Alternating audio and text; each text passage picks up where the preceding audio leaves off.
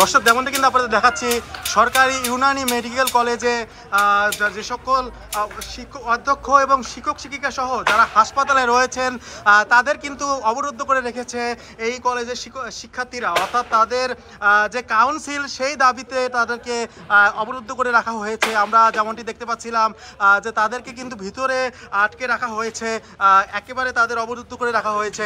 আচ্ছা, আপনাদের বিস্তারিত বলেন তো কি হয়েছে? আমরা ভিতরে আছি, আমাদের তালা আটকে রেখেছে, বাচ্চারা অসুস্থ, আমরা যেতে পারছি না এবং স্টুডেন্টদের অনুরোধ করার সত্ত্বেও আমাদের খুলে বের হতে দিচ্ছে না। মানে আপনাদেরকে অবরুদ্ধ করে রেখেছে। হাজব্যান্ড অসুস্থ, তার বার্ডেনে ভর্তি, তার বিশ্বাস হয়েছে, তাকে আনার লোক নাই, সে বারান্দায় বসে আছে। এক মেয়ে অসুস্থ, ডায়াবেটিক, সে অজ্ঞান হয়ে পড়ে গেছে।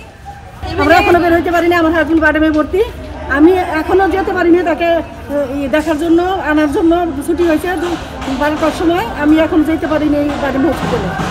প্রতিদিন যেভাবে আসি ওরকম আসছি, আসার পরে আমরা তালা বন্ধ করে দিচ্ছি। ওরা আমাদেরকে আগেই হিয়ারিং দিতে পারতো যে আপনারা ঢুকেন না, আপনাদেরকে আমরা বের হইতে দিব না। যদি ওরা এই হিয়ারিংটা আগে দিত আমরা কিন্তু ঢুকতাম না, কিন্তু ওরা আমরা ঢোকার পরে কেন আমাদেরকে তালা দিয়ে রাখছে? হসপিটাল তালা দিয়ে রাইট নাই ওদের, ওরা কেন হসপিটাল তালা দিচ্ছে? ওরা তো হসপিটালে ওদের কিছু না, কার্যক্রম তো হসপিটালে না। স্টুডেন্টদের কোথায় পড়াশোনা করে? ওরা কলেজে না, ওরা কলেজে করবে, আন্দোলন করবে। ওরা কেন এখানে ওরা করছে, তালা মারছে? আমরা তো স্টাফ, হসপিটাল স্টাফ, আমরা তো হসপিটালের আমরা করবো, রুগী আছে তাদেরকে, ভর্তি রুগীদের আমরা দেখাশোনা করি, কিন্তু ওরা কেন আমাদের অবরুদ্ধ করে রাখছে? আমরা আসছি সকাল 8টায়, আমরা তো সরকারি চাকরি করি, ওনারা বলছে ওনাদের সাথে আমাদের আন্দোলন করতে।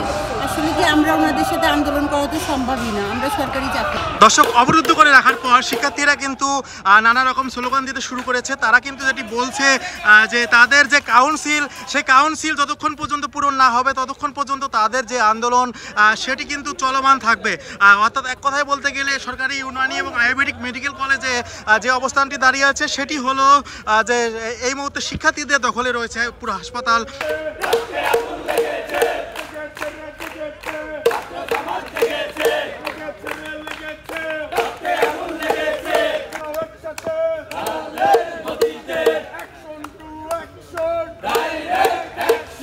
আসলে অধ্যক্ষ হচ্ছে আমাদের এখানকার স্থানীয় অভিভাবক।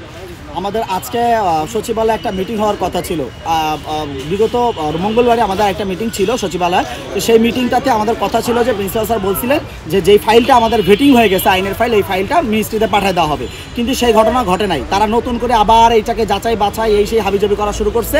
এটা হচ্ছে মূলত মল্লিকা ম্যাডাম, উনি হচ্ছে যে স্বাস্থ্য আমাদের যে ইউনানি আয়ুর্বেদিক বোর্ড আছে, এই বোর্ডের সম্ভবত উনি কি চেয়ারম্যান নাকি? হ্যাঁ, তো মল্লিকা ম্যাডাম উনি হচ্ছে হামদারদের সাথে লিয়াজু করে আমাদের এই আইনটাকে বাধা দেওয়ার চেষ্টা করতেছেন।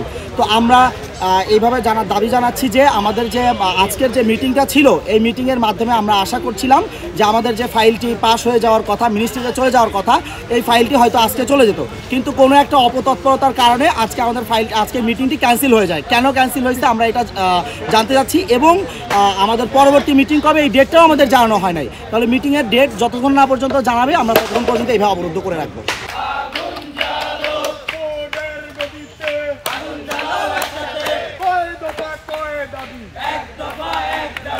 দর্শক, যেমনটি কিন্তু আপনাদের দেখাচ্ছিলাম সরকারি ইউনানি মেডিকেল কলেজের শিক্ষার্থীরা কিন্তু শিক্ষক এবং অধ্যক্ষ এবং যারা রয়েছে তাদেরকে অবরুদ্ধ করে রেখেছে। তাদের যে দাবি কাউন্সিল, এই কাউন্সিলের দাবিতে কিন্তু মূলত তারা আন্দোলন করে যাচ্ছে।